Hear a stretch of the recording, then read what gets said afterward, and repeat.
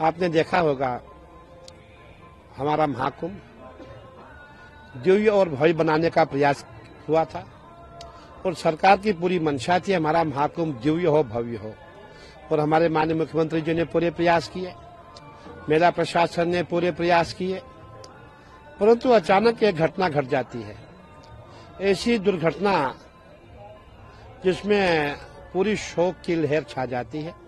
हम भी दुखी हुए, हमें भी पीड़ा हुई। देखिए, अचानक क्या हो जाता है, करोड़ों की संख्या में श्रद्धालु आ रहा है और सबका रुझान जो है संगम नोज की ओर है।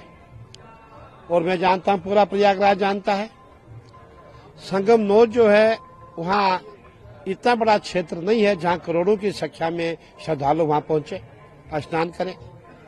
और जो हमारे मेला डीआईजी है, उन्होंने खूब प्रयास किया कि संगम नोज पे श्रद्धालु ना जाए, परंतु श्रद्धालु का मैं यही कहना चाहूंगा, कभी कभी क्या होता है कि कुछ अनहोनी जो होनी होती है उसे कोई रोक नहीं सकता है। और मेला डीआईजी ने माइक उठाया, अनाउंस किया, पूरी पुलिस लग गई कि भाई इनको रोका जाए, संगम नोज पे रात का समय है, वहां हमारे श्रद्धालु, कहीं श्रद्धालु सोए हुए थे। और आप ये भी जानते हैं, लोगों को पैदल आना पड़ता है, हमारी माताएं बहनें थक जाती है, वो वहीं संगम पे ही रेत की मिट्टी पे ही कंबल ओढ़ के सोई हुई थी। यहां से भीड़ आती है, भीड़ के आते ही जो हमारी माँ बहनें सोई थी, जो हमारे भाई सोए हुए थे, वो उठ नहीं पाए। भीड़ उनके ऊपर चढ़ती है, उनके पांव के नीचे लोग आ जाते हैं, कई लोग जख्मी हो गए, कई लोग मृत्यु लोक को प्राप्त हुए। अब लेकिन तब भी पुलिस ने बहुत अच्छा काम किया, तुरंत उन्होंने भीड़ को रोका, तुरंत पूरी बैरिकेटिंग बंद की, क्योंकि उस समय लोगों ने बैरिकेटिंग भी तोड़ दी थी। अब जब बैरिकेटिंग तोड़ के लोग जा रहे हैं, अगर उस समय में पुलिस डंडा चलाती, वो भी अच्छा मैसेज नहीं था, तब भी भगदड़ मचती। इसीलिए पुलिस ने यही चाहा कि भीड़ को बिना डंडे के पीछे किया जाए, परंतु तो जहां करोड़ों की संख्या में भीड़ है वहां पुलिस कंट्रोल कैसे करती। कोई नहीं चाहता ऐसी घटना हो, ऐसी दुर्घटना हो, परंतु अनहोनी को यही मंजूर था। मैं चाहूंगा इसमें किसी का दोष नहीं है। आपने देखा होगा हमारे सनातन विरोधी है, उन्होंने हमेशा हमारे सनातन धर्म का अपमान किया है, जितने भी हमारे महापर्व होते हैं उसका अपमान किया है। हमारा महाकुंभ था, जितने भी साधु संत हम यहाँ थे, प्रयास किया गया कि महाकुंभ को कैसे फेल किया जाए, महाकुंभ में आए हुए संतों को कैसे बदनाम किया जाए। आपने सोशल मीडिया देखा होगा, हमारे यूट्यूबर जो वामपंथी लोग थे, कभी भी उन्होंने अच्छे संतों को नहीं दिखाया। उनका प्रयास रहा, जो नकली संत है, जो पागल संत है, जो बदनाम संत है, उन्हीं को दिखाया जाए, ताकि जो मेला, जितने भी हमारे सनातनी समाज में बदनाम हो। और मैं ये कहना चाहूंगा, मेले में मेला प्रशासन ने अपनी भूमिका बहुत अच्छी तरह से निभाई है।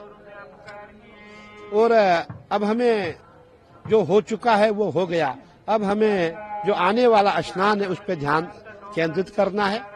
हमारा बसंत पंचमी का स्नान बहुत अच्छा हो, दिव्य हो, भव्य हो, अब ये प्रयास किए जा रहे हैं। लेकिन उत्तर प्रदेश के पूर्व मुख्यमंत्री और समाजवादी पार्टी मुखिया अखिलेश यादव, उन्होंने एएनआई से बातचीत की है एक्सक्लूसिव। उन्होंने कहा है कि जिस तरीके की व्यवस्था का प्रचार प्रसार किया गया, उस तरीके की व्यवस्था नहीं थी। अब चाहिए कि जितने लोग मिसिंग हैं उनकी एक रिपोर्ट सरकार बना करके दे, और व्यवस्था ठीक नहीं थी कहीं ना कहीं। देखिए, जो मिसिंग की बात आप कह रहे हैं, हमने भी देखा, हमारे अखाड़े से भी करीबन 12 लोग मिस हो गए थे। हमने फोन किया, हमने पुलिस को भेजा, वो लोग नहीं मिले, लेकिन वो लोग कल शाम को पुलिस लेकर के हमारे पास लेके आ गई। पुलिस का पूरा प्रयास है, जो भी हम सूचना देते हैं, जो भी हम जानकारी देते हैं, जो जो मिस हुई है उनकी खोज की जा रही है। क्या वो अस्पताल में है, क्या वो किसी और कैंप में है, पूरा खोजा जा रहा है। मैं ये कहना चाहूंगा कि इस समय हमें किसी पे आरोप लगाना उचित नहीं है। हमारा प्रयास यही होना चाहिए, हमारा महाकुंभ अच्छा हो। और जो लोग ये कह रहे हैं, जो आरोप लगा रहे हैं, मेरा ये मानना है, जितना विरोधी पक्ष है, जो सनातन विरोधी है, इन्हीं के कारण इनकी नजर इस मेले पे लग गई। मुझे कहने में कोई संकोच नहीं है, जो हिंदू विरोधी है उनकी नजर हमारे महाकुंभ पे लग गई, इसीलिए ऐसी दुर्घटना घटी है।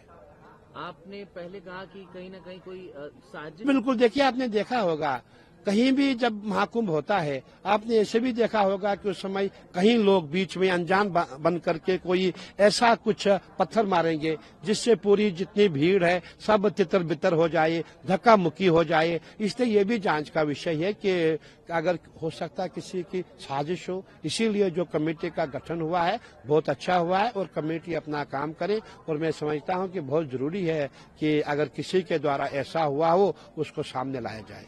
उत्तर प्रदेश के मुख्यमंत्री योगी आदित्यनाथ कल मीडिया से बातचीत करने के दौरान वो भावुक हो गए। उसके बाद उन्होंने बताया कि घटना किस तरीके से हुई, कितने लोग घायल हुए, कितने लोग अब हमारे बीच में नहीं थे। उन्होंने कहीं न कहीं प्रशासन के बारे में बताया कि प्रशासन किस तरीके से मौके पर मौजूद है और काम कर रही है। बिल्कुल आपने सही कहा, हमने भी खुद योगी जी को सुना, हमें भी दुख हुआ। जो उनकी पीड़ा है हमें भी पीड़ा है, सबको पीड़ा, पूरे देश को पीड़ा है। योगी जी रोने लग गए थे क्योंकि योगी जी का हृदय बहुत निर्मल है। और योगी जी ने ये भी कहा कि जितने भी हमारे जो भी मेले में आए थे जिनकी मृत्यु हुई है उनको 25-25 लाख दिया जाए। अब हमारा मानना है कि जांच तो होगी, अवश्य होगी, लेकिन हमें ये भी देखना है कि जो आगे जो बचे हुए हमारे कुछ दिन है, कुछ शेष दिन है, कुछ हमारा जो महाकुंभ है, हमें उस पर ध्यान देना चाहिए। और हम ही प्रयास करेंगे बसंत पंचमी का स्नान बहुत अच्छा हो, और सरकार का भी प्रयास है, हमारा प्रयास है। मैं कल की बात आपको कहने जा रहा हूं। जब हम कल स्नान में जा रहे थे, मैंने उस समय देखा सरकार ने बहुत सुंदर व्यवस्था बनाई थी। जो भी हमारे अखाड़ों के स्नान होते हैं, हमारे साथ लाखों की संख्या में श्रद्धालु होते हैं, संत महात्मा नागा सभी हमारे साथ होती है, माताएं बहनें हमारे साथ होती है। और सरकार ने कल हमारे लिए बैरिकेडिंग लगाया हुआ था, पूरे जाल लगाए हुए थे। और उसके पश्चात हमें स्नान के लिए पूरे घाट को बहुत ही सुंदर रूप से बढ़ाया गया था। तो कहने का तात्पर्य सरकार ने अच्छा काम किया था और आगे भी अच्छा काम करेगी, लेकिन किसी पे दोष लगाना उचित नहीं है। मैं अंत में यही कहूंगा कि जो हमारे विधर्मी है, जो हमारे सनातन विरोधी है, उनकी नजर जो है इतनी खराब है, उनकी जो नजर है इतनी बुरी है कि जिसके कारण ये भगदड़ मची, उनकी नजर हमारे मेले को लग गई। मैं यही कहना चाहूंगा।